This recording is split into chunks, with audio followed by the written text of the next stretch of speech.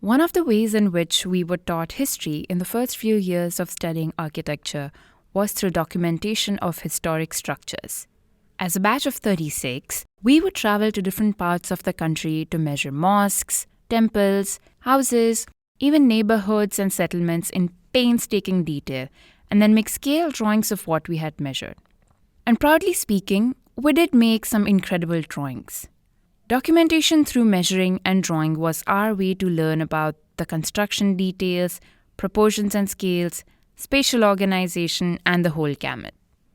Elsewhere in Germany, there was a different pedagogy in action when it came to studying history.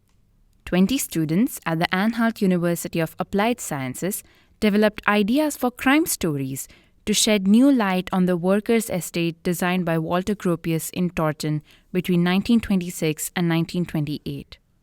Led by Professor Natascha Meuser, this unorthodox approach to teaching helped the students gain a deeper understanding of the world-famous row houses and became the genesis of the Törten Project, murder and crime mysteries from a Bauhaus Estate.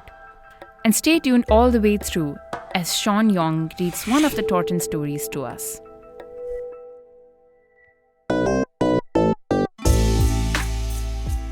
I am Vaissnavi Shukl, and this is Architecture Off-Center, a podcast where we highlight unconventional design perspectives, practices, and research projects that reflect emerging discourses within the design discipline and beyond. Architecture Off-Center features conversations with radical designers, thinkers, and change makers who are redefining the way we live and interact with the built environment. Okay, Natascha. So everyone knows Walter Gropius and the Bauhaus. But before we get into your studio project, do you want to introduce us to the Törten housing estate? Okay, Vaissnavi. Törten is a real estate close to downtown of Dessau. It's approximately 10 minutes away from the famous Bauhaus building, the Bauhaus campus. And what is significant about it, almost nobody knows it, because right now it doesn't look like Bauhaus anymore, but I will explain later. So in the 20s, there was a significant lack for low-cost mass housing in Germany or Europe, and the need for new housing typologies. And in 1928, in context with the Reichsheimstättengesetz, this is a nice German word, Reichsheimstättengesetz, it means a social housing program. The city of Dessau built together with the Bauhaus guys the Törten housing estate. It was a prefab development. Walter Gropius was the head of this program, and he designed typologies for more than 300 terraced houses with his colleagues. And this is actually the Törten real estate. The houses almost, in the beginning, when they built this real estate, of course, the houses looked completely the same. And meanwhile, they changed completely after the Second World War. The house itself is about 57 to 75 square meters big. And this was actually a nice size for families. The houses had kitchens, and kitchen gardens and small animal stalls in the backyard. So each family was able to support themselves by growing plants and animals in the garden. And probably today, everyone is seeking for such an independent life with a little garden and animals in the backyard. So this is actually the Törten Project, and what happened with it is, after the Second World War, nobody cared about this real estate anymore. It was not one of the flagship Bauhaus estates, so people just changed it the way they like to live in. So they changed the facades, the interiors, and only 2 or 3 of the original houses are still in their original condition. Question though, do you think it was originally designed for its inhabitants to modify, or was it designed to adapt as per its users' requirement or choices or liking? Or do you think it just happened because? there are some pictures of the estate, and you see people out of the 20s, like rural people with rural clothes in front of this modernism Bauhaus building. And if you look at this picture, you think, oh, it doesn't merge together. These are very normal, poor people in front of this very aesthetic and modernism architecture. And what I think happened is there was this need for mass housing, and the architects were so keen to develop something new and fresh and modern that they actually didn't care about the inhabitants so much. They just wanted to create prefab houses with new technologies, with new materials, and in a specific size. I told you between 60 and 75 square meters. And but if you see the people living in these houses, it doesn't merge together, because these people were living at the same time in very simple rural houses. The only reason I ask that is because when you look at a lot of other housing projects around the world, and I'm specifically talking about two projects, one here in India, which is by B.V. Doshi. He won the Pritzker in 2018, and it's called Aranya Housing, and it was designed as, now the PEP word is incremental housing, but I don't think it was coined before at that time, but it was designed in a way where its inhabitants could add into it or modify it based on how they wanted to go about it. And then, of course, you have Alejandro Aravena with his incremental housing that goes on. So when I look at the Törten Housing Project, which is also one kind of a mass housing project that was built with a certain intention in mind, my architecture brain goes into action and wonders where its flexibility or the element of modification was ever considered at its design. Vaissnavi, to be honest, it's very stiff. It was a very stiff architecture model of. Would you say it was very German? Yeah, probably could be German as well. There is not a lot of modification possible within the floor plans, but a lot of modification outside, that means within the garden and the facade. And this is what happened. Because it was so tiny and small, you couldn't change that much interior walls or tear down a wall. It didn't make sense. But the creativity the inhabitants developed happened outside. This is why the 300 houses now, 100 years after it, almost 100 years after it was built, out of the 300 houses, 298 look different. Wow. Yeah, but they were meant to look alike. And this is very funny, because you can see all the 100 years of materials and new technologies and colors and patterns and so on. And this is why a lot of people do not realize that this is actually Bauhaus, because there's nothing left of Bauhaus except these 2 or 3 buildings in its original shape. So at the end of the day, it's just the occupants took over the building and made it their own. Shouldn't it be like this? I think it's great. This is a modern aspect, actually. Yeah, what you said it makes more sense. Give the people a frame, and then they can start build their own life within this frame. But this settlement was very stiff. It was pure aesthetic, like these Bauhaus guys were thinking at this time. They were thinking about the aesthetics, how you walk down the street, and how the row houses, how the perspectives within the settlements are, but they didn't think too much about the people, I swear. The only reason I talk about architecture and situating this is because of your project. Use this as a segue to talk about what you did, and especially since this season we are focusing very broadly on questions or themes of crime and violence and justice.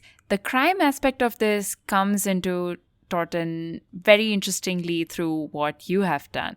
So, focusing on your studio project, you undertook a very interesting experiment with students of Anhalt University of Applied Sciences, in which they developed crime mysteries set in the Törten housing estate as a way to get a deeper understanding of the building typology. Now, this is a very radical approach to pedagogy in the sense that it is not often that we get to comprehend works of architects by turning their projects into crime scenes. Usually you just like go to a place and, everybody goes with their measure tapes and books and you measure the whole thing. You picture it and then you come back, you redraw it as a way to understand construction and spaces and record personal experiences. Or the other way to do is, how we do mapping, just different ways of mapping the whole thing. But what exactly was the studio brief? Can you walk us through the brief and maybe some of your favorite student projects? Okay, I will. Törten is an architectural irritation to me.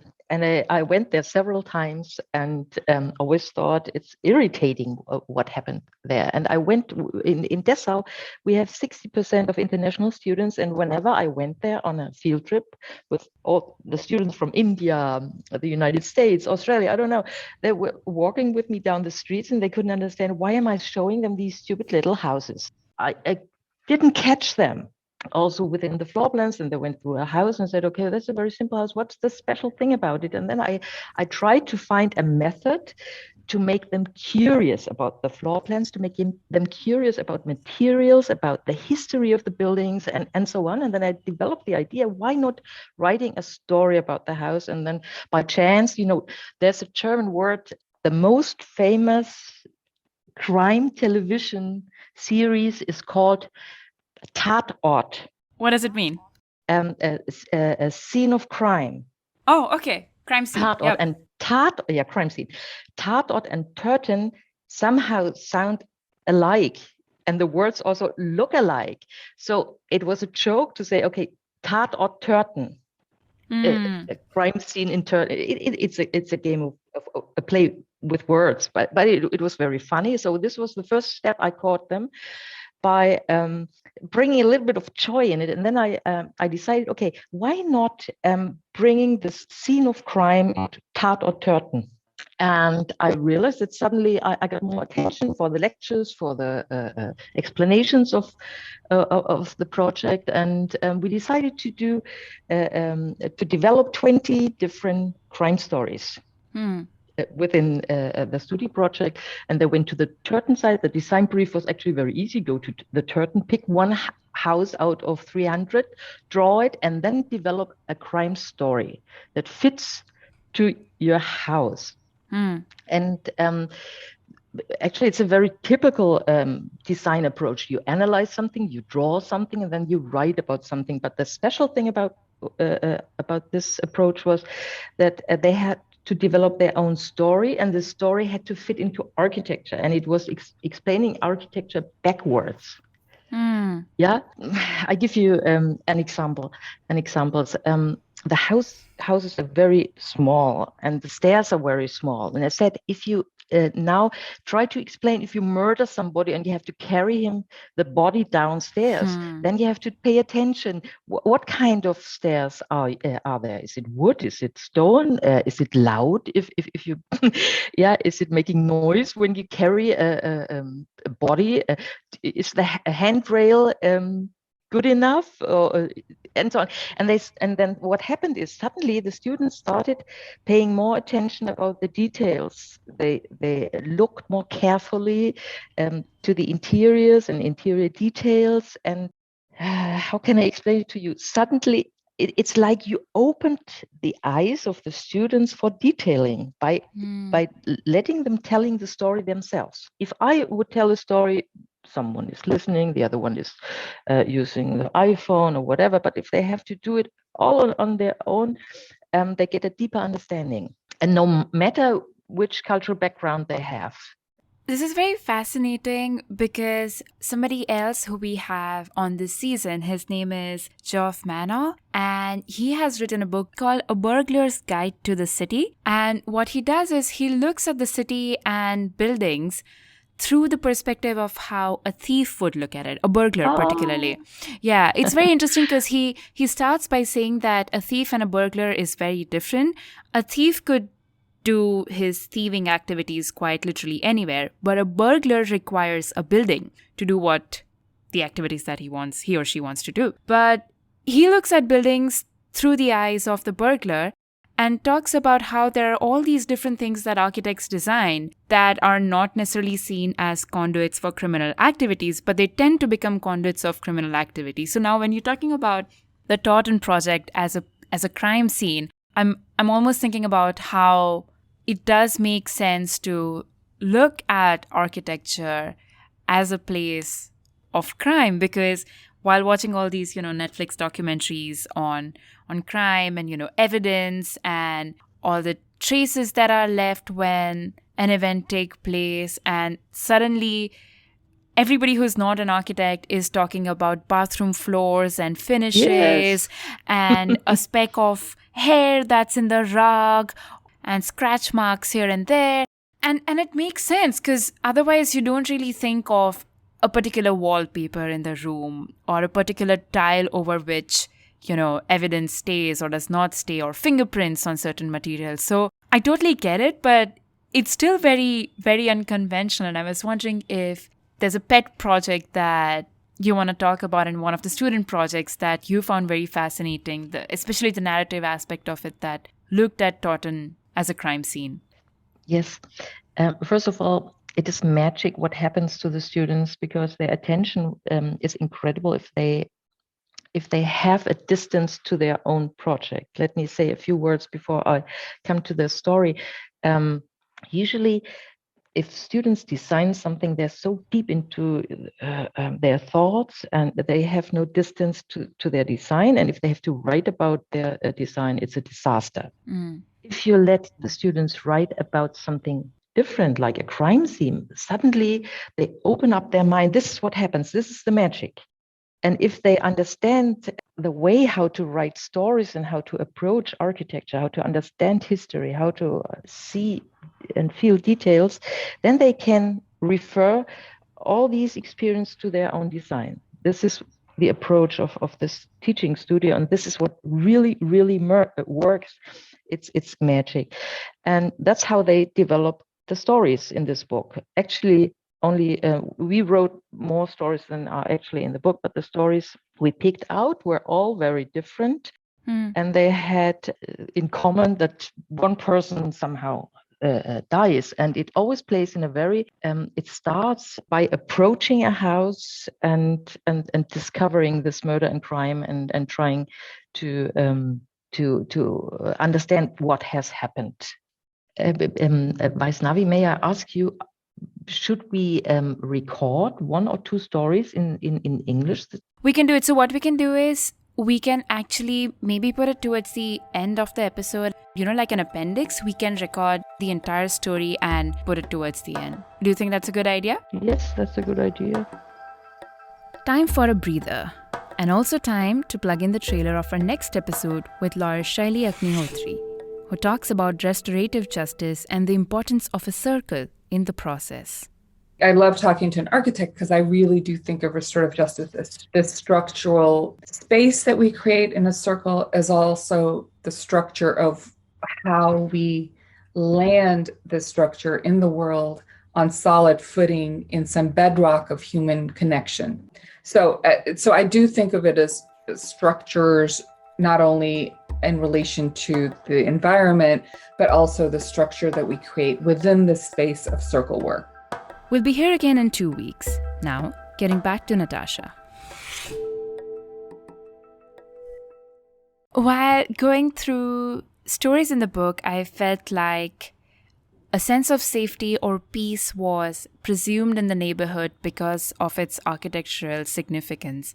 This was a common thread in several stories, and it makes one think about the subconscious association that we make between the safety of a neighborhood and its architecture.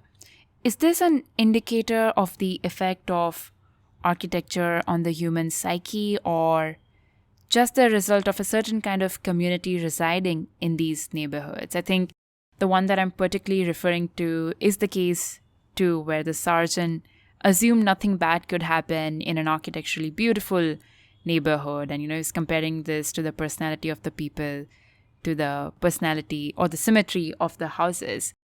Do you think there's a relation between the two? Well, Until the mid of the past century, the crime scenes always happened in the city because we were thinking the city is a better crime scene because there's so many people and something bad is going on. The bad people are only in the city, but crime scenes on the countryside started in the 70s. That's what I read. That's where the crime writers discovered the neighborhood, the innocent neighborhood. And Törten is one of these innocent neighborhoods where you wouldn't expect crime scenes. And this makes it even more interesting. And if you're talking about the effect on human psyche, of course, architecture always remains a shelter. That's the function of architecture. Architecture always remains a shelter. But the story we project into architecture is part of our psychology. That's what I would say. And if you tell a story, it's always important if you have a spatial connection. And architecture is like the stage or the background for the scenes, or for the stories you imagine that are happening in spaces. So by default, I guess I can't help but think about the role of storytelling and the role of fiction and the importance of creating a narrative in the design process that you conceptualized. What are your thoughts on replicating a similar process or a similar narrative in routine design practices out of the studio? Do you think this could be a potential way to design even outside of speculative design that we do in studios?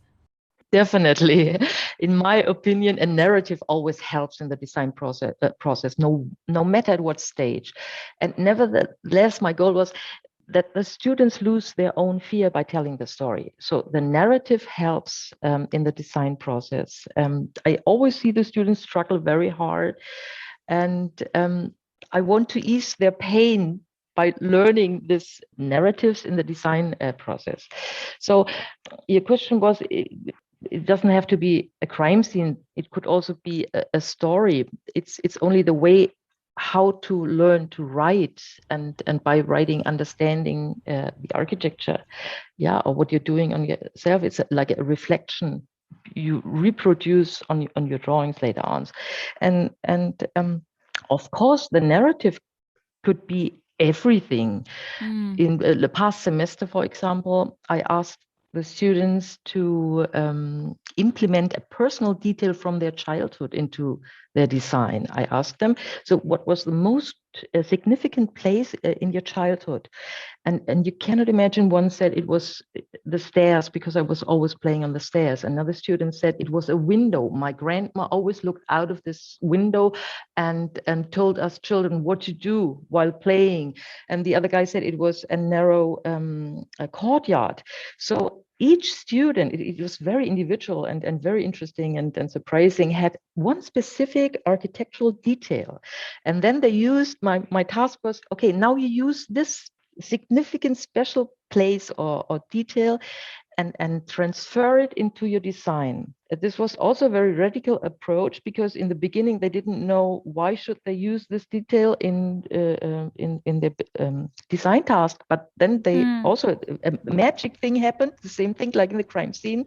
It opened, they lost the fear. It's always about losing fear of design processing, of their own personal fears. I don't know. It helps a lot. A very simple tool. I can only tell you it helps a lot. It's magic. So on that note, very curious question that I ask at the end of almost all interviews. I'm kind of nosy that way. What's next for you, and what's next for the Törten Project? I know you have a new book coming up, so I would love if you could tell us more about the book. Oh, probably you mean the aquarium? I hope so, because now I'm doing several books right now. Well, you can talk about the aquarium that I don't know anything about, but also the one with the rooms. With the rooms, yeah. Okay, I can talk about. Okay, let me see. Referring to your question, of course, I want to continue with my narrative teaching methods, and for the next semester, my students will the design task is about public aquariums. And this time we start with Captain Nemo. Probably you know the book, Yes. 20,000 Miles Under Sea. And they have to develop design for an underwater world in an aquarium building. And this again, I start with the narrative. Okay, read the book Captain Nemo, and become the feeling for water, for his idea, for about this guy 150 or 170 years ago when he wrote this book. In what stage of mind was this guy, and why was it so special? And did he have a vision? Which vision? And so they dive in 2,000 miles under sea and develop from this narrative, from this story, their own design for a public aquarium. This is one book I'm working right now on, the public aquariums. And I'm also working on the history of interior architecture. This is a project we did last semester. It was also really fantastic. We examined 50 historical buildings from famous architects around the world and drew one single room out of these buildings or houses in the same way, like in an axonometric view. The same, they all look alike, and it's so fascinating if you can walk through 50 rooms out of history within 100 years. It's like walking through a forest of ideas. It's fantastic. Yeah. I really look forward to both your upcoming studio and the book. On that note, Natascha, I also want to really thank you for being on the podcast and sharing your very exciting design process, because I think when we came across your work, we were really caught aback by how there's a studio that really looked at a modernist housing project as a crime scene and used it to speculate and imagine stories as a way of learning. And that's something that we hadn't come across, because usually you think about crime and other things very retrospectively. You know, it's almost as a way to examine things, to examine evidence, and then the building is just as a backdrop. But doing it the other way, where you look at the event to understand the building itself, was very refreshing and very new. And I also feel like it took away the pressure of, thinking about crime or death or murders for that matter in a fairly lighter manner. Like there wasn't any distance that students had created between them and the building. I think they were living through the building via the lives of these characters that they had made up. So again, very refreshing way to look at architecture. And I just want to thank you for sharing your work with us. Vaissnavi, thank you very much for the invitation. And I hope I reach many students and they will lose their fear by telling stories. We're not done here. You'll now hear Sean Young's voice as he reads us one of the stories from the book. This one's called An Aberration of a Malodorous Kind.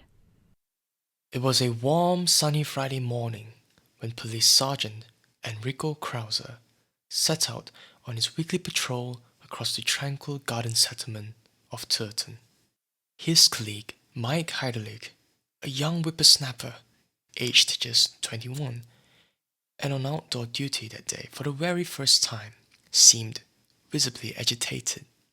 He was following his boss on his official issue scooter. Krauser was finding difficulty in pinpointing why the young police cadet seemed full of eager anticipation. It was not as if they were driving into the Bronx after all, but rather into a respectable neighborhood with rows of terraced housing where any rowdy youths even knocking over a dustbin would suffice to create a scandal. Krauser knew Törten well. He had been doing this job for over 30 years and had never once seen anything out of the ordinary. Over this time, he had become aware that Törten itself was generally considered something special, owing to its architecture. Krauser himself found the area rather bleak, however, The symmetry of the housing seemed to have conferred itself upon its residents over time, such that they all looked the same age, scalped in a similarly hunched fashion through the streets, and bore faces etched with the same air of resignation.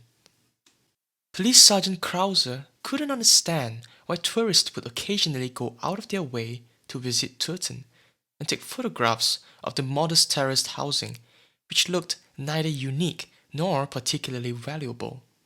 If he were to be honest, the somewhat paltry front gardens, entirely bereft of underground storage facilities for the dustbins, actually depressed him. This was only matched by the efforts to create something resembling beauty, evident in the homemade window dressings. Krauser had never set foot in any of the houses and couldn't imagine what living there would be like. Krauser wound down the car window. "Let's go on foot for a few meters," he called out to the young whippersnapper on the scooter. "A bit of a walk will do us good in this weather." Both men were walking in silence across the deserted driftweg when a delivery van drove slowly past them. Out of the corner of his eye, Krauser noted some twitching activity taking place behind the net curtains adorning several windows. When the policeman approached house number 17, Krauser's senses were hit by a pungent chemical odor. Wait a moment, had something happened in the building? Was it some kind of accident, perhaps involving solvents? Could there be a fire hazard? Or was it the combination of midday heat, fatigue, and the bright yellow masonry paint pulling tricks on him? The young whippersnapper was by now positively fidgeting with a thirst for action. "Herr Krauser, I recognize the smell from my training. We may well be dealing with a drug den hidden away in this house. Synthetic amphetamine, know what I mean?" Krauser had heard about this sort of thing, but surely not here, in Törten? He shrugged his shoulders. "Very well, let's take a look. I take it you know what to do if this is the case." To be honest, he himself didn't actually know what to do. And why did he have to stumble upon a drugs laboratory today of all days, on a colleague's first patrol of Törten? Krauser called the control center. Suspicion of a drugs offense, possible organized criminality, an unsecured crime scene. A young couple were registered at the address. Everything appeared to be completely in order, nothing suspicious at all. The names conformed to those on the doorbell panel. Colleagues were enrolled. Krauser decided to obtain access to the property. Imminent danger. It may indeed have been an accident, and this putrid smell was by no means at all normal. The front door, a cheap DIY product, put up no resistance. How could people running a drug den be so callous? "If the old steel doors were still there, we would definitely now have a problem," said the young whippersnapper softly. Old steel doors? What was he talking about? Packaging materials were piled up within the hallway. Were illegal drugs now being dispatched by post? Krauser preferred not to ask. The rooms on the ground floor gave the impression of being uncluttered and clean. In the kitchen, there was only an espresso machine to be found, but no Bunsen burners or flasks. The 3 small rooms on the first floor were obviously being used for storage. Glass jars, plastic bottles, and small ampoules were lined up on wall racks. In the largest room facing the street, there were 3 computers on a desk. In front of them lay packages bearing the inscription, "Laboratory Equipments." Krauser inhaled deeply. Drug trafficking in Törten after all. Evidently some big shot running their own mail order business, perhaps internationally. "What do you think?" he asked his young colleague, who simply shrugged his shoulders. "I don't think we're dealing with drugs here," he said. "Eh? No drugs?" Krauser shook his head irritably. Laboratory equipment, the computers, the glass jars, was that not enough to justify raising initial suspicions? And wasn't it the case that this pungent smell was totally synthetic and had a somewhat befuddling effect? "Here, take a look." Krauser stared at the smartphone. "That's a website," said the whippersnapper, "for Henhouse Beauty, based in Törten.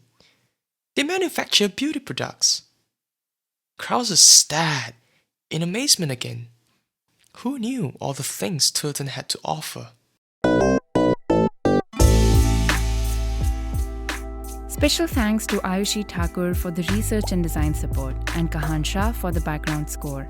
You can follow us on Instagram at arcofcenter and subscribe to our newsletter through our website arcofcenter.com.